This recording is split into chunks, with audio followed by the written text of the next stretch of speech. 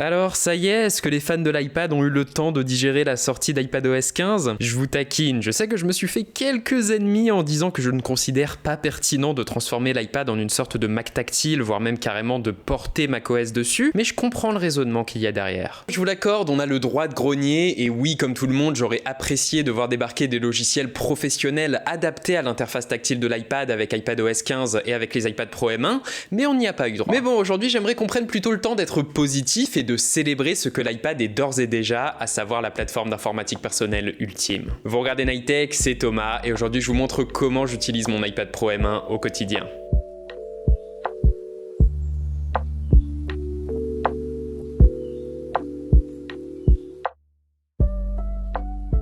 Alors avant toute chose, il faut que je précise que non, je n'utilise pas mon iPad Pro pour répondre à tous mes besoins informatiques, je n'utilise pas toute la journée et absolument pas avec ce genre de setup complètement délirant. Et c'est quelque chose d'assez logique en fait, dans le sens où ça découle de la stratégie actuelle d'Apple qui est de ne plus commercialiser des produits individuels, mais un écosystème de produits. Dans cet écosystème, les produits se doivent de se compléter les uns les autres, les forces de l'un sont les faiblesses de l'autre, à la fois parce que c'est le propre de tout écosystème en fait, mais également parce que ça rapporte énormément d'argent à Apple, parce que oui, avoir toujours quelque chose de complémentaire à proposer à son client, et bah ça fait des bénéfices. J'ai envie de dire, c'est le jeu quelque part. Y a pas à chercher plus loin, toutes les faiblesses de l'iPad en termes de productivité sont les forces du Mac en fait, et exploiter au mieux son iPad, ça revient à l'utiliser là où un Mac n'a justement pas de sens. C'est un petit peu pour ça que je n'utilise au final plus beaucoup mon iPad avec son Smart Keyboard, mais plutôt avec ce Folio de chez ESR, qui ne sponsorise pas cette vidéo pour le coup. En fait pour moi, l'iPad est devenu cet ordinateur infiniment personnel, toujours avec moi comme une sorte de carnet que je peux transporter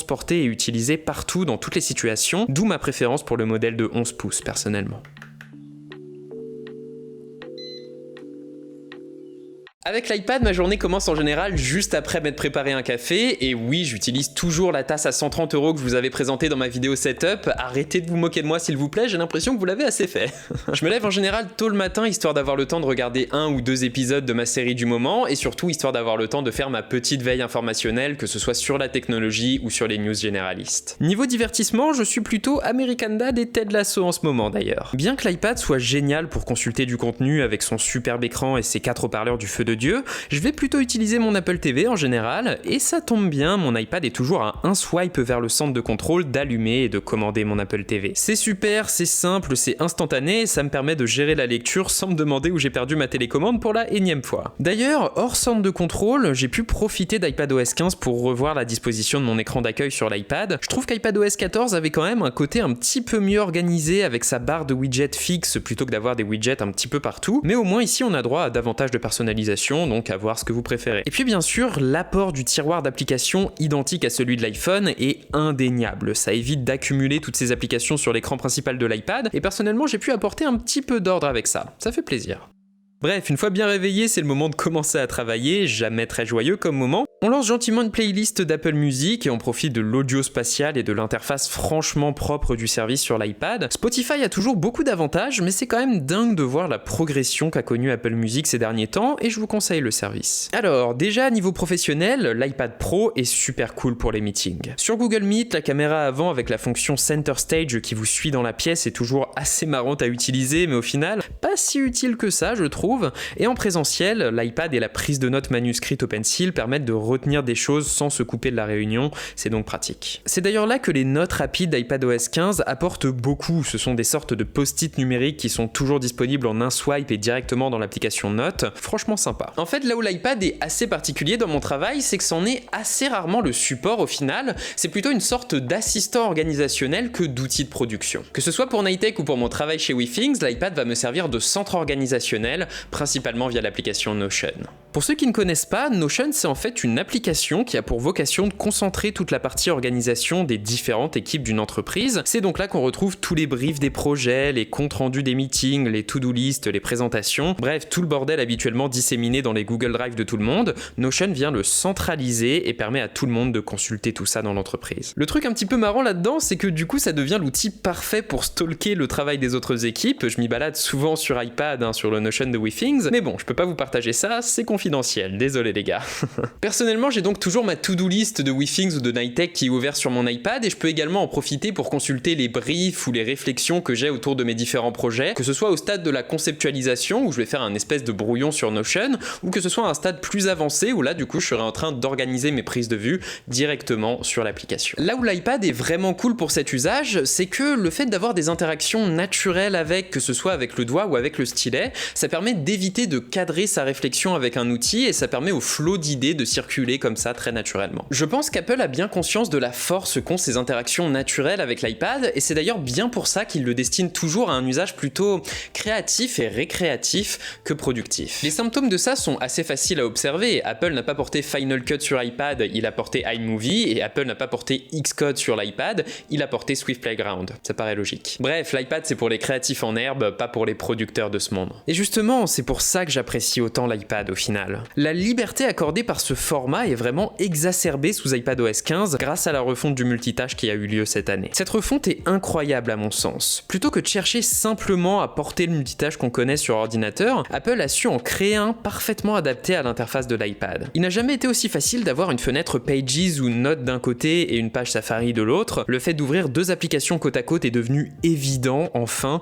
et le resizing est devenu fluide et intuitif. Enfin bref, c'est vraiment très cool, c'est fluide, c'est bien pensé, ça fait plaisir. Même si je préfère en général mon MacBook pour cet usage, c'est vrai que la rédaction de script me paraît enfin parfaitement agréable sur iPad avec cette possibilité de mieux gérer le fait d'avoir plusieurs applications ouvertes. Sur l'iPad Pro, je passe en un raccourci clavier de Pages à Safari, vive le 120 Hz en passant, les animations sont magnifiques et je peux reprendre le fil de mes recherches sans souci. Pas grand chose à dire sur la version iPad du nouveau Safari en passant, autant la gestion des onglets me paraissait un petit peu obscure sur Mac, autant ici, c'est vraiment impeccable. Là où j'apprécie beaucoup l'iPad en termes de création et quelque part un petit peu de production, c'est dans la retouche photo. Je suis un gros fanat de Pixelmator et sa version iPad est absolument géniale avec des fonctions avancées de machine learning qui permettent d'améliorer la résolution des clichés, ce genre de choses, et qui pour le coup tire vraiment parti de la surpuissance de l'iPad Pro M1. Tout répond au doigt et à l'œil, les retouches locales se font sans aucune latence, et c'est assez cool d'interagir presque naturellement avec ces photos, plutôt que par l'intermédiaire d'une souris. Ça a un côté plus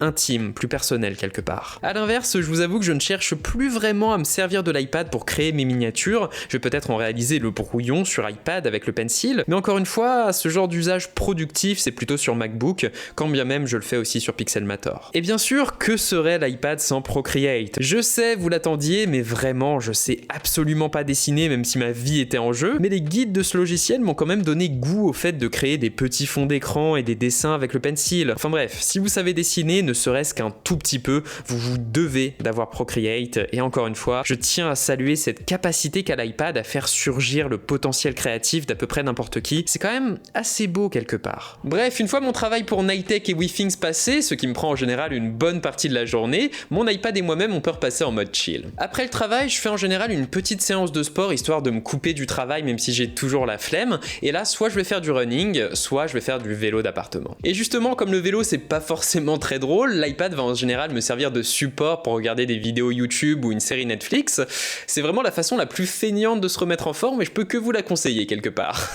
En tout cas, j'ai quand même hâte de voir arriver Apple Fitness Plus en France, ce service d'entraînement qui est fourni par Apple pour l'instant exclusivement aux États-Unis et qui offre notamment la possibilité de suivre l'avancée de ta séance d'entraînement sur l'écran de l'iPad via les données récoltées par l'Apple Watch. Ça me paraît vraiment prometteur et franchement pratique pour le coup. Et pour finir la journée, un petit peu comme le matin, mon iPad redevient ma plateforme de divertissement. Je suis toujours autant un mordu d'Apple Arcade, même si j'ai pas eu de gros coups de cœur depuis le phénoménal de Pathless, toujours ma recommandation numéro 1 en matière de gaming mobile. J'essaie beaucoup de jouer à NBA 2K21 en ce moment, c'est pas mal, mais j'avoue que j'ai beaucoup de difficultés à assimiler le gameplay en fait. Si jamais vous avez des conseils pour les shoots, je suis preneur les gars, n'hésitez pas à le mettre dans les commentaires, vraiment. Et enfin, je termine souvent ma journée en appelant ma copine et en regardant un film ou une série tous les deux. Pour ça, on utilisera sans doute FaceTime lorsque la fonction SharePlay arrivera, à savoir la fonction, vous savez, de partage de contenu intégrée à tous les systèmes d'Apple de 2021 via FaceTime. C'est déjà disponible via des solutions propriétaires sous Prime Video et Disney+, dans une forme un petit peu plus simple, mais j'ai hâte de voir débarquer ça en tout cas. C'est dommage qu'Apple n'ait pas apporté ça à FaceTime l'an dernier quand on était tous bloqués chez nous, mais bon, hein, mieux vaut tard que jamais, j'ai envie de dire. Enfin bref, vous l'aurez compris, dans tous les usages que j'ai décrits, l'iPad se positionne comme étant la plateforme la plus proche de moi, la plus intime. C'est la plateforme sur laquelle je vais développer mes réflexions et plus généralement sur laquelle je vais faire toute la partie partie purement créative de mon travail, que ce soit pour Nightech ou pour WeThings, et ça c'est assez beau quelque part, et c'est pour ça que c'est pour ça que je suis vraiment attaché à mon iPad en fait, quelque part. Et justement, c'est là qu'est mon conseil en fait. Si vous êtes dans une situation où vous hésitez entre un Mac et un iPad, c'est pas tant une question de décider lequel est le meilleur, il y en a pas vraiment un qui est meilleur que l'autre, surtout avec l'arrivée de M1, c'est plutôt une question de dans quelle philosophie vous vous retrouvez. Si tous les usages que j'ai décrits vous parlent, si vous êtes un créatif pas occasionnel mais un créatif qui crée pour créer, je pense que vous vous épanouirez énormément sur l'iPad. A l'inverse, si tout ça vous semble parfaitement ésotérique, et bah n'hésitez pas à vous tourner vers un Mac, c'est plus classique mais ça reste très efficace